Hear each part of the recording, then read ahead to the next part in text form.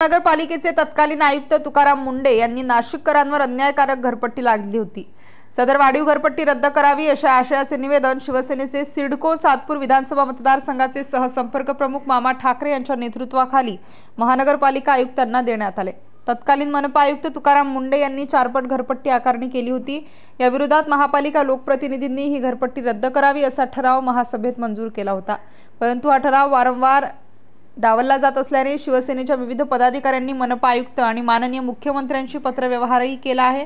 याबाबत मुख्यमंत्री एकनाथ शिंदे यांनी सदर प्रकरणात सकारात्मक निर्णय घेत वाढीव घरपट्टी विरोधात आदेश दिले, परंतु सदरील आदेश न मानता घरपट्टी वाढीचा निर्णय कायम ठेवण्यात आलेला आहे। त्यामुळे सदरील घरपट्टी रद्द करावी अशी मागणी निवेदनातून करण्यात आली।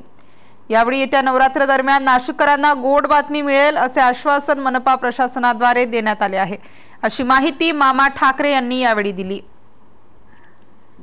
सदर निवेदन देतेवेळी आबा सोनवणे, बाळ भाटिया, सुनील ठाकरे, विजय भदाणे, जाकीर पिंजारी, भालचंद्र ठाकरे, सुनील येवले, योगेश ठाकरे, बागुल सर, रोहित भाटिया, प्रमिला लोणारी, माया धामणगावकर, सिंधू खालकर, रेखा कोळी, उषा सोपारक, संगीता गोरे, उषा चांदणे आदींसह पदाधिकारी आणि नागरिक मोठ्या खरं तर या नाशिक रहिवाशांना हा भूदंड तुकाराम मुंढे असताना यांनी 2018 मध्ये ठराव केला आणि न महासभेला न स्टँडिंगला विश्वासात घेता या महानगरपालिकेत सर्व जनतेला विश्वासात जनतेने आम्हाला त्या ठिकाणी खुर्चीवर बसवलं होतं।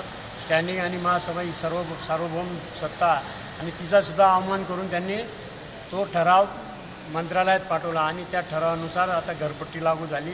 ती घरपट्टी रेसिडेंट याला डबल केली आणि कमर्शियलला 4 पट केली आणि घर भाडेकरूला 5 पट केली।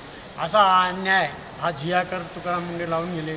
त्याच्या निषेधार्थ आम्ही बऱ्याच वेळा पालकमंत्र्यांनाही पत्र दिले, मुख्यमंत्र्यांना दिले, त्यांनी पॉझिटिव्ह केले आणि त्यांनी सुद्धा रिमार्क मारला की याची दखल घेतली, पण सन्माननीय हे जे अधिकारी आहेत हे आपल्याला दाद देत नव्हती, म्हणून आम्हाला हा उठाव करावा लागला आणि सर्व नागरिकांच्या आता तुमची 5पेक्षा वरती लोक नको म्हणून आम्ही थोडं नियमाचं बंधन करून रस्त्यावरनं आम्ही मोठा मोर्चा काढणार होतो। तो मोर्चाचे आयोजित हे सर्वसामान्य आयुक्तांना निवेदन देण्यासाठी आम्ही शांततेचा मार्ग अवलंबून करून त्या आयुक्तांना हे निवेदन दिले आणि त्यांनी कबूल केले की येत्या 8 दिवसात किंवा नवरात्रामध्ये तुम्हाला हा रिझल्ट पॉझिटिव्ह देऊ। नाशिक स्टार न्यूज साठी विजय खंडागळे।